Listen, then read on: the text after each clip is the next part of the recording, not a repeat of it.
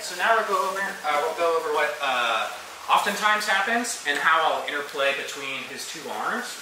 So when I look to set these grips, he still has a free arm to keep stripping grips, and that I oftentimes find that this is probably my biggest annoyance when I'm looking to set this 2-on-1, is he starts to strip grips with his free hand. But this just leads me around to a path to his back, right? So as soon as he looks to start stripping grips, I'm now going to make a cross grip on his wrist and immediately strip the grip and sit up to my bottom elbow, like this. My free arm will now go behind his arm, and I look to keep my chest both behind his elbow and glued to it. From here, now we're going to set up a bit of a wombo combo, where I could either go into like a knee lever John Wayne sweep, or look to take the back. So both of which require me removing my my butterfly hook. So I'll do that. And now from here, as soon as I remove the butterfly hook, I could do the John Wayne sweep with this grip, right? If I just shot my hips in, and now from here I touch my feet together, keeping them, my knees relatively high. I lay back, I move my knees in unison, right? And I can come up and take the sweep. But I like to couple that with the back take, just for as many options as possible. So instead of keeping this grip, so if you strip, I sit up, I remove. I like to find the far lat, and from here just keep his arm in front. It doesn't really matter how you orient your left hand here. Some people prefer to really push this grip across, but I find that this works just as well. And now from here I can also build up and look to start taking the back. Like so. Something I wouldn't recommend though is, I think we all kind of fall in love with the seatbelt grip a bit too much. But if he just glues his ass to his heels and sits straight up, that's not sitting straight up, James. This is straight up. Now from here, you can look to build height, and I can't really keep him down with this, right?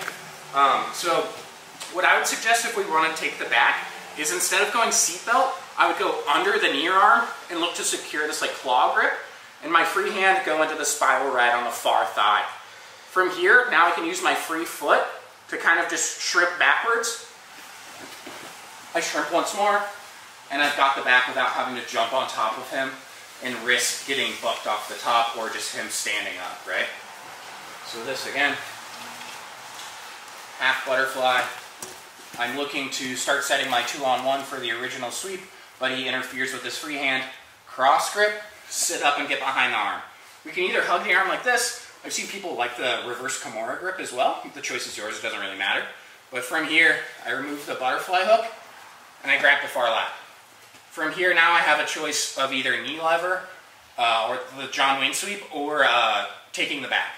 So from here, if I want to do the sweep, I want to make sure that my hips get underneath of his to the best of my ability. So that means I'm going to shoot my bottom leg as far into the half guard as I possibly can, like this. I pinch tight, I touch my feet together. I'm not crossing them like this, just touching them, like my big toes together, planting my feet firmly in the mat. From here, I collapse to my side. I maintain the grip on the lat.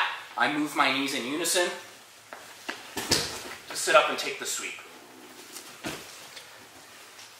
I'll show the back take once more and field any questions. So here, he interferes. I sit up and get behind the arm. I remove the butterfly hook, and now from here, I find the far lat. From here, I sit up. My left arm goes under the near arm. My free hand goes to the inner thigh of the far leg. From here, my free foot goes to the mat. I shrimp once more, throw my top hook in, and I've secured the back. Those options make sense? Good with this? We'll do this for a couple of minutes, play a game with it, and then get into some more octopus stuff after this. 1, 2, 3.